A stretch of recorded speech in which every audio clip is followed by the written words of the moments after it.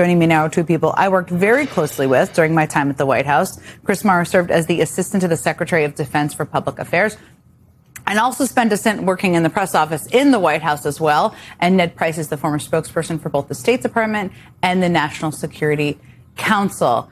Okay, I have been dying to talk to both of you about this because sometimes I'm thinking about these things and I'm thinking, this is insane, but then I need to put my brain together with people who have been in some of these same meetings and situations as I have been. So, Chris, let me just start by asking you just about, the situation with the meeting with the Brits is completely, to use a word in the story, bonkers to me. You worked for Secretary Austin for quite some time. Can you envision a scenario where his wife was in a meeting with foreign officials where they may have been discussing information that they would have been uncomfortable that she would have heard? No. First of all, these meetings are always highly classified.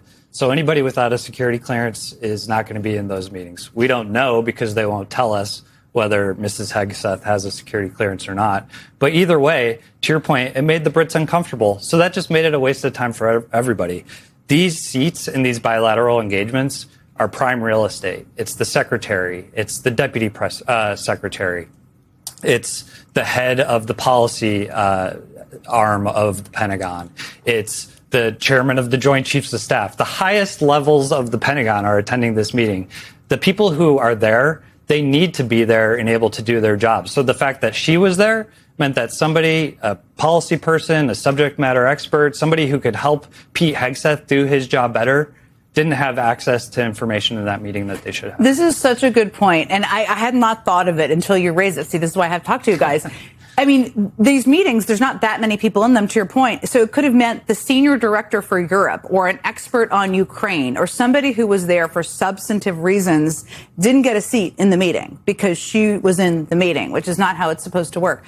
All right, Ned, you've sat in probably more of these meetings than Chris and I have, and we've both sat in a lot of them. And the thing is, which we all know, but for everybody out there, you probably know this too, but that we have a very close intelligence sharing relationship with the UK. The closest, if not one of the closest. And the Times reporting saying that they were even uncomfortable with her presence there. What does that tell you about this whole situation? What do you think about it all? Jen, look, we spend billions upon billions of dollars each year in our intelligence gathering apparatus. But I will tell you, the most valuable component of our intelligence community is actually free, or at least close to free. And that's the information we receive from our foreign partners, from the Brits, from the Australians, from some of our other European partners, from some of our partners in the Indo-Pacific.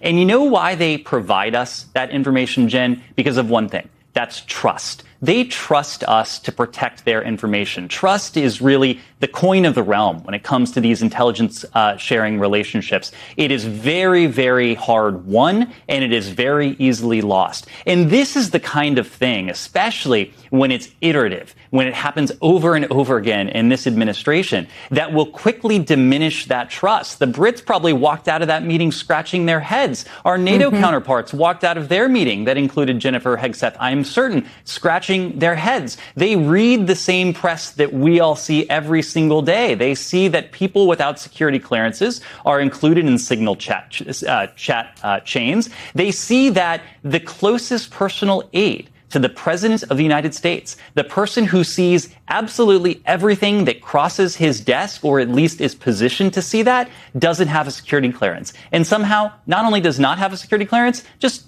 declined to pursue one. So, Jen, that's my concern, that all of these episodes will add up to an erosion of that trust and will have real national security costs for all of us.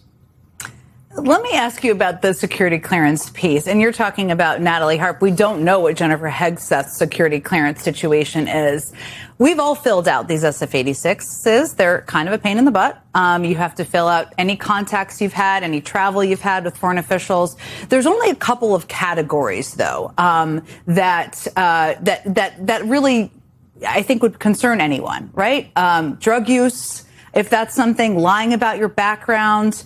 What do you make of her refusing to fill this out, Natalie Harp, that is, for what seems to be almost a year? It's very weird. When I first heard that, I assumed that nobody had asked her to go through this process or something of the like. But the fact that she's refusing to do it, that would be grounds for removal from the White House. You wouldn't be able to show up at the White House to go to work if you were refusing to answer these questions. It would certainly raise eyebrows at a bare minimum. So it's like baffling to me. I don't really understand how she got away with it for so long. And Lord only knows what we're going to find out when she actually does fill it out. It is. I mean, I think we made you fill it out before you even started work. Yeah. And that, I think, I remember what the policy was that I experienced as well. Which makes sense. Ned, what about you? You're very familiar with what goes into a background check. What's been your reaction to her refusal to fill this out? Where does your head go on what that's all about? Jen, my head goes where you started, and it is to remind myself and everyone I talk to that this is not normal. Let me tell you what normal looked like during the administrations in which the three of us served.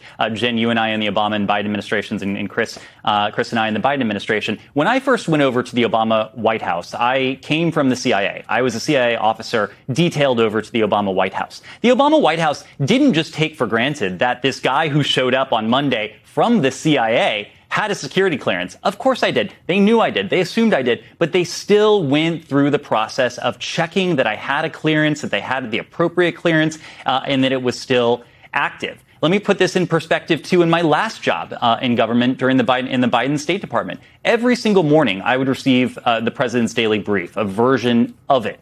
And Natalie Harp, she would, without a security clearance, she had access to more compartments, that is to say, to more categories of classified information than I did as a PDB recipient in that last job in the White House. And that's because even though I had a top secret clearance, I wasn't cleared into everything that the president was cleared into. When you're sitting 12 feet away from the president, when your desk is the pass-through vehicle for every piece of paper that goes to the president's desk, whether it's from the Domestic Policy Council or the Council of Economic Advisors, or more importantly in this case, the National Security Council, whether it's from departments and agencies like the Department of Defense or the Central Intelligence Agency, you are going to be in a position to see things that I could not have seen, that the senior most officials in the U.S. government in national security positions could not have seen. And Jen, it's a huge problem when you have someone who has repeatedly opted not, for whatever reason, to pursue a security clearance, at least in a position to witness that. I suspect there's going to be more reporting on this because again, it doesn't take that long. I understand she's busy, but everybody has to do it. And to all of your points, we all had to do it even before we were really starting to work. Let me go back to Jennifer Hegseth, who we also don't know what her security clearance, if she has a security clearance, is at all. You spent a couple of years in DOD. There are not many political appointees in the Department of Defense. You were one of not many. It's a department that is full of members of the military, full of civil servants. I just wonder what you think the reaction is of the building to a former Fox News producer who it's unclear what her security clearance is pushing her way into the inner circle of the Secretary of Defense, regardless of his background. One of my favorite parts of working at the Pentagon was working with the men and women who were serving in uniform. They were there not because Joe Biden was president, not because Donald Trump was president before him. They were there to serve their country. They swore an oath to the Constitution, right? So for them to see a political appointee come in, for them to see his wife following him around the world because he's concerned, or they're concerned, that he's going to find himself getting into trouble, which is what the reporting said, that he might start drinking too much. They're concerned that a secretary had to commit to not drinking too much as Secretary of Defense during his confirmation hearings. That shouldn't even be on the table. Nobody should have to worry about a Secretary of Defense with a drinking problem. We're talking about one of the most important positions in the world, making life and death decisions that impact thousands of people around the country every single day. And for him to have to rely on bringing his wife on trips to get the job done is just unacceptable. And it doesn't put any faith, the men and women who are serving, they just can't have faith in their leadership when that's the case. And then you alluded to this earlier about trust and how foreign people in foreign capitals can read our news as well. I mean, right now they're digesting the Secretary of Defense, the president, who have, I guess, versions of babysitters, as I said, people who don't seem to have security clearance, confusion over the war, an obsession with cement and flagpoles. But I just wonder on the Jennifer Hegseth piece specifically, where does this, I mean, they seem to have doubled down. The response from the Defense Department is doubling down on the role they want her to play moving forward. And I just wonder, as it relates to those relationships you alluded to and you talked about and you've experienced with, what impact does that have if 6 months from now she's in every meeting or even more than that? Well, Jen, look, I hope, and as I understand it, at least Jennifer Hegseth's latest role is to serve as the Secretary's special advisor on military spouses. And I would hope in that role that maybe she could focus on the spouses of those on the USS Lincoln who have been at sea for 200 plus days without a port call and who are suffering immense stress, both physical and mental health stress. That, I think, would be a good thing.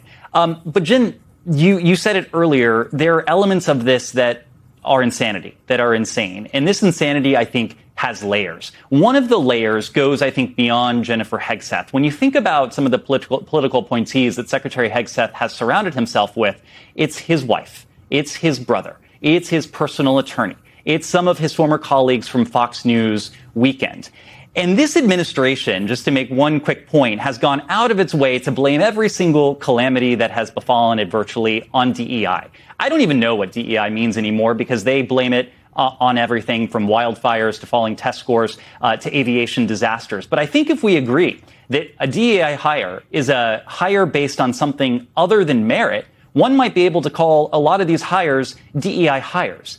And meanwhile, as the secretary surrounds himself with people who probably, I'm going to guess, did not go through the competitive process, compete against hundreds of millions of other Americans for these jobs, this same secretary is firing some of our most accomplished, some of our most decorated, some of our most storied general and flag officers that our nation has ever known, from a former chairman of the Chiefs of Staff to a chief of naval operations and dozens in between. Jen, this is not good human resources. Beyond bad HR, Jen, this really has national security costs that I think we should all be paying attention to.